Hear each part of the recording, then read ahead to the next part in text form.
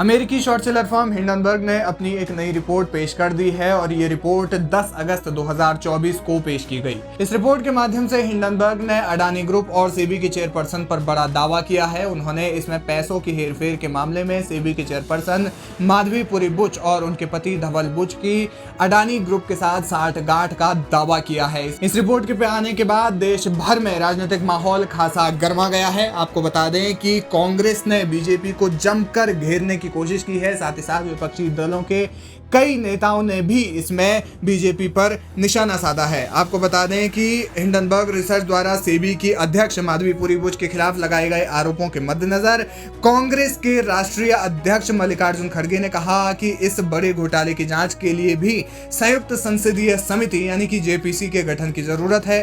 खड़गे ने आरोप लगाया कि जब तक जेपीसी इस मुद्दे की जांच नहीं करती तब तक ये चिंता बनी रहेगी कि पिछले 7 दशकों में कड़ी मेहनत कर बनाई गई भारत की संवैधानिक संस्थाओं से समझौता करते हुए प्रधानमंत्री नरेंद्र मोदी अपने सहयोगी को बचाते रहेंगे। कांग्रेस ने कहा कि सरकार को अडानी समूह की नियामक की जांच सभी हितों के टकराव को खत्म करने के लिए तुरंत कार्रवाई करनी चाहिए। उन्होंने इस मामले में संयुक्त संसदीय समिति यानी कि जेपीसी से जांच कराने की अपनी मांग को दोहराया।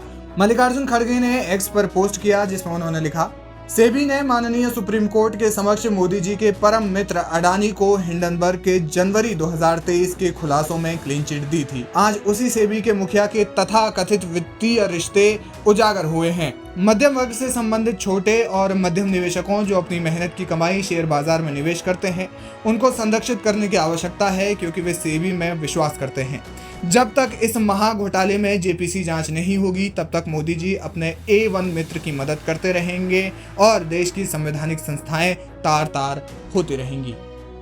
लेकिन सिर्फ मल्लिकार्जुन खड़गे ही नहीं बल्कि कांग्रेस की राष्ट्रीय प्रवक्ता सुप्रिया श्रीनेत ने भी इस मामले में बीजेपी पर बड़ा तंज कसा है। उन्होंने इसमें कहा कि इस पूरे खुलासे ने सेबी चीफ देश की सरकार प्रधानमंत्री की साख पर सवाल खड़े कर दिए हैं। यहाँ दाल में कुछ काला नहीं बल्कि पूरी दाल ही काली है।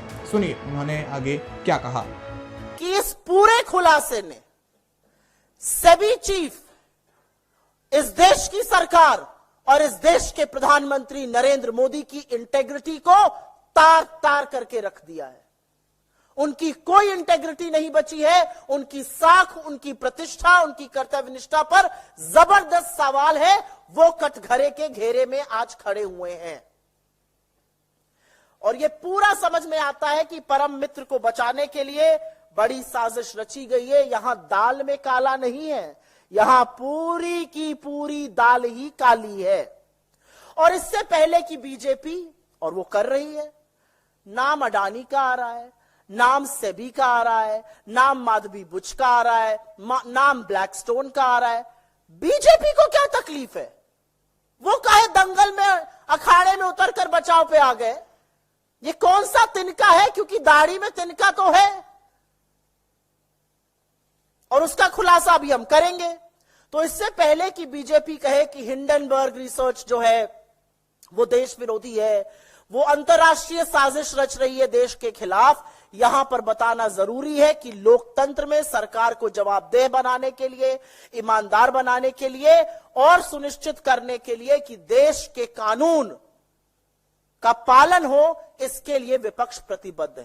हिंडनबर्ग की इस रिपोर्ट के आने के बाद साफ है कि देश में बीजेपी पर जमकर निशाने साधे जाएंगे और विपक्षी दल बीजेपी को घेर भी रही है।